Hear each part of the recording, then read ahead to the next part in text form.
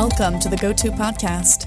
In this episode, Asim Hussain, Green Cloud Advocate at Microsoft, chats with Preben, CTO of Trifork Switzerland, about the impact software has on CO2 emissions, the tools and initiatives that can lead to sustainable software, and some of the important progress made so far. Created for developers by developers, GOTO gathers the best minds in the software community.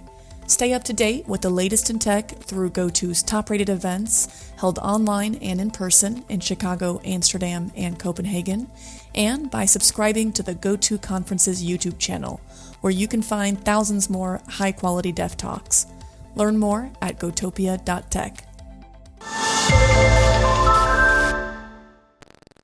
Thanks for joining us today. With us, we have Asim Hussain, he's a green cloud advocate for Microsoft. Asim, what does that mean? What is green cloud? Green cloud advocacy at Microsoft is all about building what we call green applications. And a green application is what we describe as an application that is carbon efficient. So for each gram of carbon that this application is responsible for emitting into the atmosphere, you get the most valuable, you get the most work out of it as possible. And that's really what kind of building what a green application is according to our definition. And although my title has Green Cloud Advocate, it has the word cloud inside it. I not only work from a cloud perspective, but also from a client perspective. So I work very closely with people in our organization who work on the Windows side of the equation, on the mobile app development side of the equation. And we all care about how do we actually build applications that are greener? How do we build applications that emit less carbon into our atmosphere? And that's really kind of what we do, what we talk about and how we describe kind of green cloud and green cloud advocacy. Now that opens up a lot of questions. Like, how can I build my app in such a way that it actually has an impact on the CO2 emission? So there's a couple of different ways of looking at this opportunity, but an opportunity for an engineer, for somebody who's involved in the process of building applications, be it an engineer or a designer, anybody who's involved in the process of building software. The first division that you might look at is software that helps the world become more sustainable. So a great example of that might be AI applications that you're using to help figure out how many trees there are on the planet. Like that's one way that you're using software and technology and your skills in that space to be more sustainable. The other division is how do I actually make sure that my applications, my software itself is running more sustainably, because software and IT in our whole industry, as well as being a potential solution to a lot of our sustainability problems, is also a cause of a lot of our problems. There's some stats out there that are quite useful. Right now, just data centers consume about 1% of all the world's electricity. And actually, most electricity is still quite dirty. It's still created through the burning of fossil fuels. But that's predicted to increase by the end of 2030 to 3 to 8%, depending on the growth of our industry. If you look at the entire ICT sector, all of computing, not just data centers, all of networking, all of devices, everything is predicted to, by 2040, to be responsible for 14% of all carbon emissions. So the other question is how do you actually build software which itself emits less carbon? And then you can further divide that into two categories. This is a binary search tree of how do we actually solve this problem. So how you can split that into two, and one is called carbon efficient applications and one is called carbon aware applications. So a carbon efficient application is one that just the user doesn't know. The user has no idea that someone's done anything. It's just more efficient and it just emits less carbon. The user behavior, the functionality, everything is the same. A carbon aware application is something that changes behavior, because to emit less carbon emissions. One example of that might be a version of Windows that only charges your laptop if the wind is blowing and the sun is shining in your local area, and therefore you're probably going to charge through renewable power and renewable energy. That's called a carbon aware application, a carbon efficient application. And this is all for a lot of engineers and a lot of people involved in the process of building software. This is completely, what I'm just explaining right now is completely new. It requires a completely new set of skills. It's not something that we're taught already. So that's kind of one of the things that we're doing, is we're growing this field called green software engineering, which is going to help engineers understand the skills that they need in order to build carbon efficient and carbon aware applications. There's a few resources out there right now to explain some of this stuff. One of them is a website called principles.green, which lists what's called the 8 principles of green software engineering. There's some work that we've done in Microsoft, akka.ms/sse/learn, which is kind of a video material of the same. We've got blogs. And one of the things we've just launched and quite excited about is a foundation called the Green Software Foundation, which is a collaboration with many other organizations who are also looking at green software engineering to kind of grow this field, provide education, training, certification, things like that, to really teach people who, involved in building software, the skills for them to know how to build green software. Well, it's a very long answer to your question, but I think we covered the core bits there. Yeah, and I was actually delighted that you started by mentioning that we can all do something by simply building software that supports sustainability in this world. Because I really think that we, as a software business, we have a huge impact on what's going on in the world. So if we could all just be a little bit more mindful about this, I'm sure it could have a huge impact. There's a wonderful statistic I would love to throw in right now, which I think is quite impactful, which is that all those numbers I gave you previously, the 1% of electricity, 14% of carbon emissions by 2040. Right now, we think there's about 30 million software developers in the world. 30 million.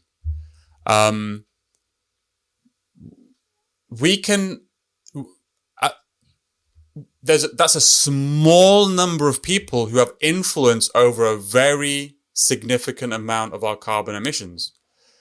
We can influence 30 million people. We don't even need to influence 30 million people. Not everybody in a team needs to be the security lead for a product to be secure.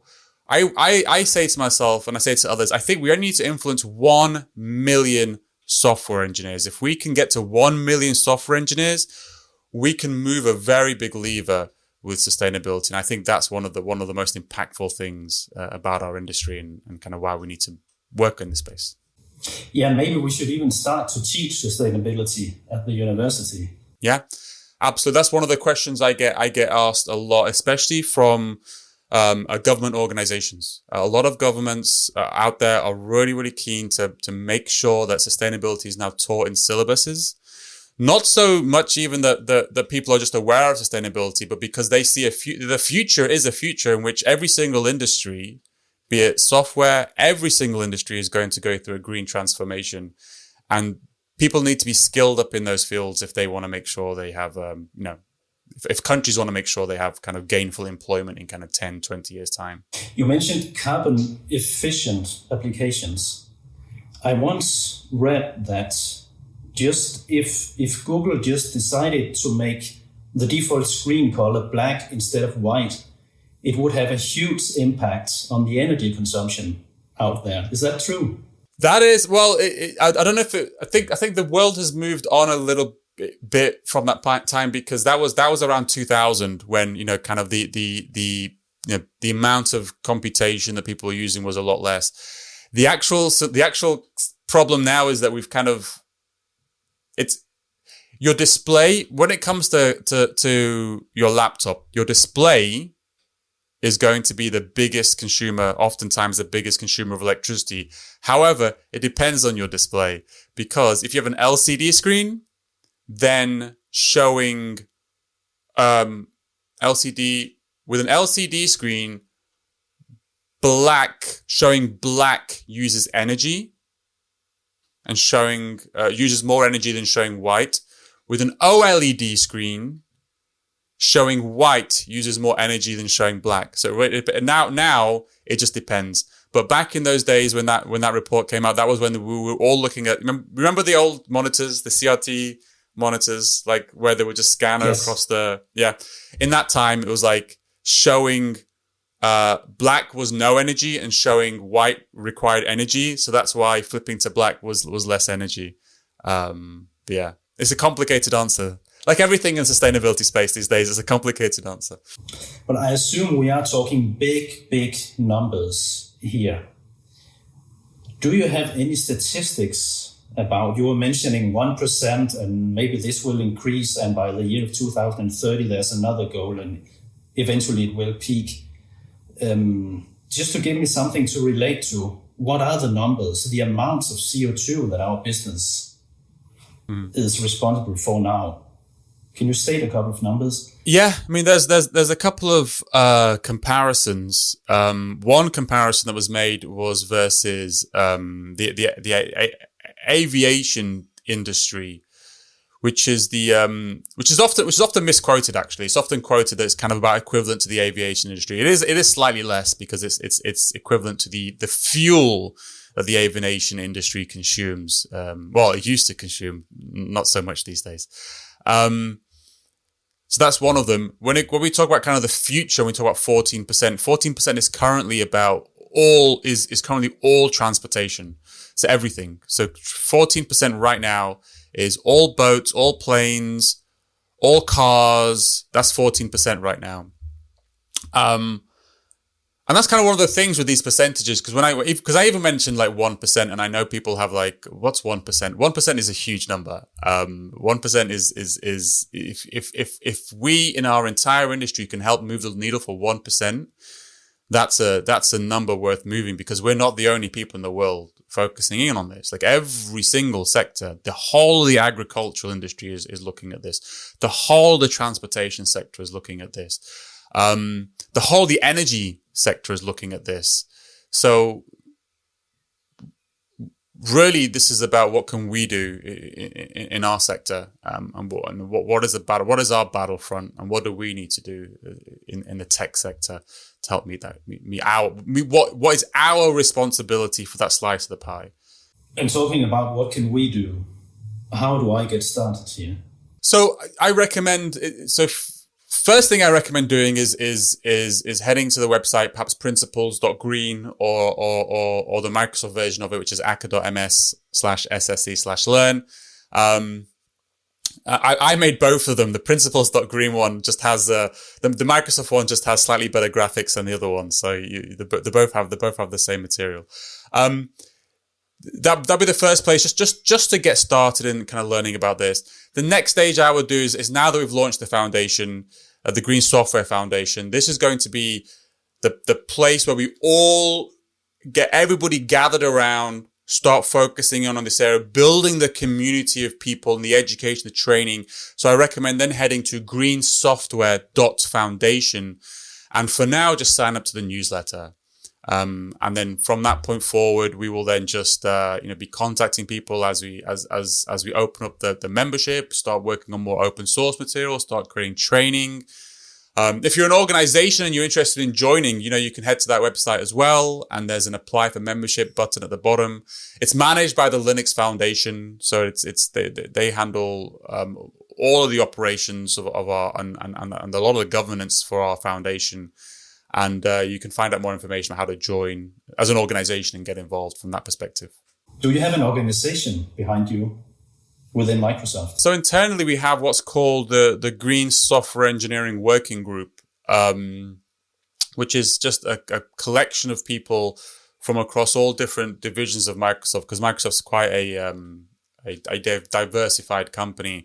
So we've got people in there from the I'm in the cloud division, but we've got people in there from the Windows.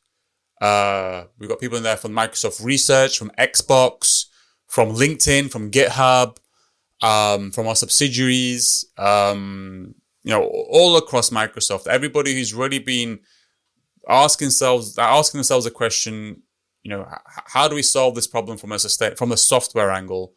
We're just kind of a great place. That's kind of this group that we have behind us. And also I would say one of the most amazing things about Microsoft I love, and if you hear our Chief Environmental Officer, Lucas Joppa, talk about it, like we have a 4,000 strong green team inside Microsoft. So like 4,000 employees who've joined what's called like an internal community. And they do amazing things all over the world. There's chapters in almost every single country. They work on how do we green up our campuses. The Indian campus did some amazing stuff. They've now built like a bioreactor so that all of the waste from the canteen is put into a bioreactor, which turns into fuel, which powers the campus. And so these are things that just run by the green team. And when people talk about kind of Microsoft's big announcement that we made last year, I mean, that was done with collaboration and communication with the green team. Leads, because there's 4,000 people in Microsoft who are talking very lively about sustainability, it makes it very easy for the CEO to talk about sustainability. And kind of one of the first things I always tell people to do inside their organizations is try and grow like a grassroots green team. That's the most powerful thing you can do. And actually, one thing you mentioned here that didn't strike me before, the Xbox team. I could imagine that they're actually responsible for a lot of energy consumption. And the Surface team as well. So for Xbox and because Microsoft also builds things. So they build things. So we build a lot of things. So some companies out there, most of their carbon emissions are from just the electricity that they're consuming. But because Microsoft actually builds things and sells things, we have the carbon emissions from all the components of everything that we built and sold. So like every single thing that goes into an Xbox released emissions in like the chemical process by which you make the materials and the electricity that you need to make the materials. And also an Xbox will consume electricity when we sell it to someone, they plug it in. And that's actually also one of the things that Microsoft did with our announcement last year is that, I was quite surprised when I first got into this space. I thought the terms like carbon neutral, I thought they were very clearly defined and that it was, and there were bodies, and it's not. Carbon neutral is a very ill-defined term. There's no global definition. The US EPA has a definition, which is, when you talk about, there's this thing called the greenhouse gas protocol, which is, it's just like an accounting mechanism for your carbon, which is scope 1 is all the carbon that you release into the atmosphere by just burning things, like you burn petrol in your cars. Scope 2 is all the carbon emissions you released because of the electricity you've consumed, and that electricity released carbon emissions in its production. And scope 3 is like all the carbon emissions from your value chain. So from everything that you bought to build stuff, and then when you sell that stuff to your consumers, everything that gets released because of your stuff, that's your scope 3. And your scope 3 for Microsoft is the biggest. And for a lot of companies, it's the biggest. To be carbon neutral, the definition is offset your scope 1, your scope 2, and it's up to you how much of your scope 3 you want to. You can do however much you want, but we recommend doing a big one. So that's why carbon neutral has often been kind of this troublesome term. And what Microsoft did at the start of last year when we announced our net zero pledge is that we count all of it, scope 1, 2, and scope 3. And what that means, to go back to your question, is that it means the Xbox is fully accounted for. Everything that went into the Xbox, we count as our carbon thing, and everything that the Xbox will emit through its use is we count as our scope 3, and we are offsetting all of it. It easily becomes a very complicated equation here. Like, what if the hosting center, if we could, I know we do that, reuse all the heat, that means that somewhere else in the chain we don't have to produce that heat. So How does we make up for that in the calculations? So there is this thing called the greenhouse gas protocol, which I won't pretend to understand in a full sense, but there is an entire team of people inside Microsoft, the department that kind of works on kind of calculating those numbers. When it comes to I think what you're describing is kind of if you use more, so like for instance, if you use more energy to cool down a server, that energy emitted carbon in its creation. So that's how you factor in that carbon cost into your total carbon cost. And then, and there's lots of things that we do from a data center perspective, and we're exploring to kind of reduce the carbon emissions. So one of the things that we do at Microsoft, or we've done recently, is what's called the circularity centers that we're rolling out across a number of different places. And it's this very simple idea, which is, what if we just had a large space or a room in each data center where we put all of the broken servers and we just took them apart and we made sure that that everything that could be reused was reused instead of just throwing it away. Okay, how much of this stuff can be reused together? And that's kind of one of the things that we did as a circularity center.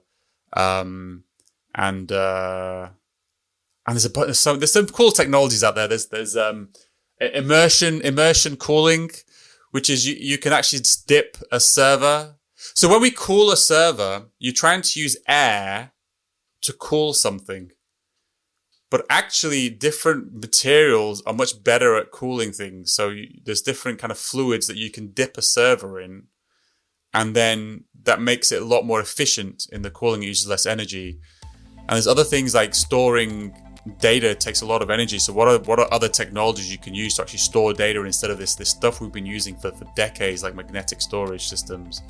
Are there like there's research into kind of DNA storage? All really high tech things are in the pipeline. But yeah. Thank you. Thanks a lot. Thanks for sharing this with us. Thanks for listening to this episode of the GOTO podcast. Head over to gotopia.tech for lots more content from the brightest minds in software development.